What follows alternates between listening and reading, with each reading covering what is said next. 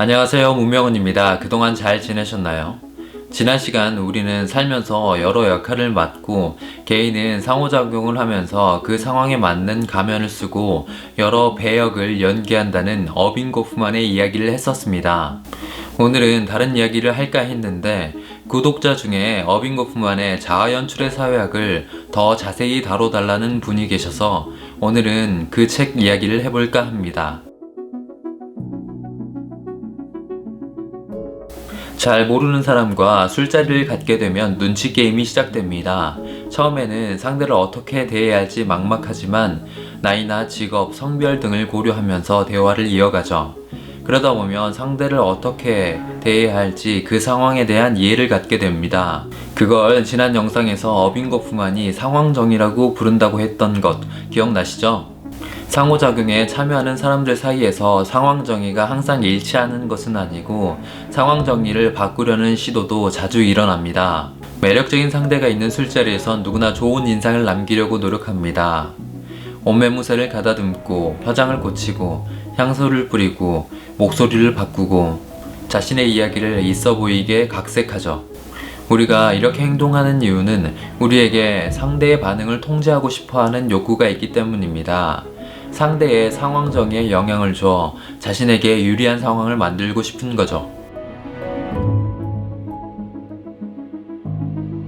어빙 고프만은 이 상황정의에 도덕적 성격이 있다고 이야기합니다. 상황정의가 우리에게 어떻게 행동해야 할지와 관련된 규범을 제시하기 때문이죠. 상황정의에는 내가 상대를 어떻게 대우할 것인가와 상대가 나를 어떻게 대우해야 하는지와 관련된 판단이 담겨 있습니다. 특정한 상황 정의를 받아들이면 그 상황 정의는 개인에게 의무를 부과합니다. 첫 번째 의무는 상황 정의에 걸맞게 상대를 대우해야 한다는 것이고, 두 번째 의무는 그런 대우를 받은 상대는 그에 걸맞은 모습을 보여줘야 한다는 것입니다. 수업 시간에 학생들은 강사로서의 저를 인정하고 존중합니다. 동시에 저는 그 존중에 걸맞은 좋은 강의 컨텐츠를 제공해야 할 의무가 있죠. 혹여 제 강의가 형편없거나 제가 강사로서 부적절한 처신을 한다면 상황 정의는 흔들리고 제가 강사로서의 역할을 수행하기 어렵게 될 겁니다.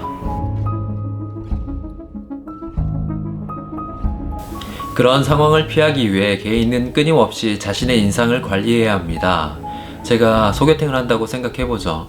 저는 상대에게 저를 자신감 넘치고 성격 좋은 사람으로 애들로 표현할 겁니다. 그렇지만 상대가 그걸 곧이곧대로 받아들이진 않을 테죠.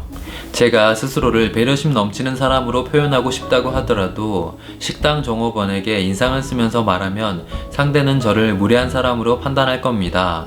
인상 관리에 실패한 거죠. 어빙 고프만은 명시적 표현과 암시적 표현을 구분하는데 언어적인 의사소통 방식인 명시적 표현과 다르게 무의식적인 암시적 표현은 감추고 은폐하기 어렵습니다. 명시적 표현으로 자신의 인상을 관리하더라도 관찰자는 암시적 표현을 보고 그 속임수를 들춰냅니다. 정말로 뛰어난 연기자가 아니라면 암시적 표현까지 위장하긴 어렵습니다.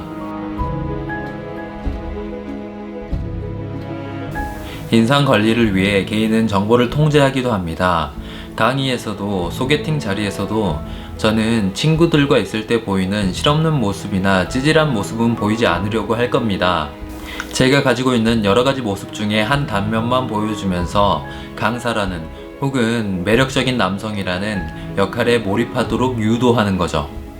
저는 제 친구가 제 강의를 들어보고 싶다고 이야기하면 손사래를 치는데 친구로서의 역할과 강사로서의 역할이 매우 다르기 때문입니다.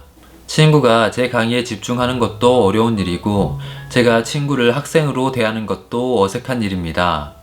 사람들은 이렇게 역할 구분이 명확하지 않은 어색한 상황을 피하려고 하는데 이걸 어빙 고프만은 관객분리라고 부릅니다. 이것도 정보 통제의 일환입니다. 좀 더 와닿는 예시를 들어볼까요? 여러분들이 어장 관리를 하는데 어장 관리를 하는 상대가 한자리에 모여 있다면 어떨까요? 더 이상 한 사람에게만 집중하는 헌신적인 사람인 척 하기는 어려울 겁니다. 자신의 역할을 유지하기 위해선 상황과 정보를 통제해야 할 필요성이 있습니다. 그런데 상황 정의에 영향을 주고 인상을 유지하려는 노력을 혼자가 아니라 여럿이서 할 수도 있습니다. 이 무리를 어빙 고프만은 팀이라고 부릅니다. 영화 타짜를 보면 고니는 혼자서 게임에 참여하지 않습니다.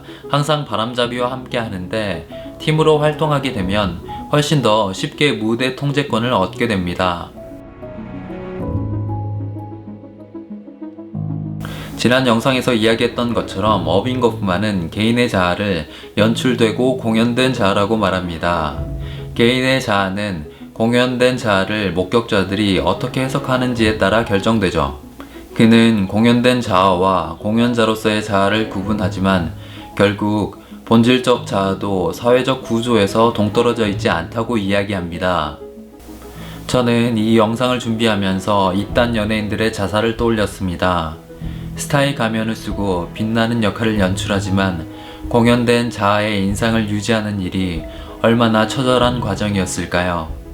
어제 한 연예인의 자살 소식을 전하면서 지인이 저에게 힘들면 꼭 전화하라고 하더라고요. 고마운 말입니다. 사회는 항상 개인에게 특정한 역할과 가면을 쓸 것을 요구합니다. 여러분들도 여러분들의 가면과 인상을 지키기 위해 분투할 테죠. 저는 여러분들이 여러분들의 자아를 돌봤으면 좋겠습니다. 그리고 괜찮다면 주변 사람들도 돌아보는 건 어떨까요? 지금까지 어빙 고프만의 자아 연출의 사회학이었습니다. 다음 시간에 만나요.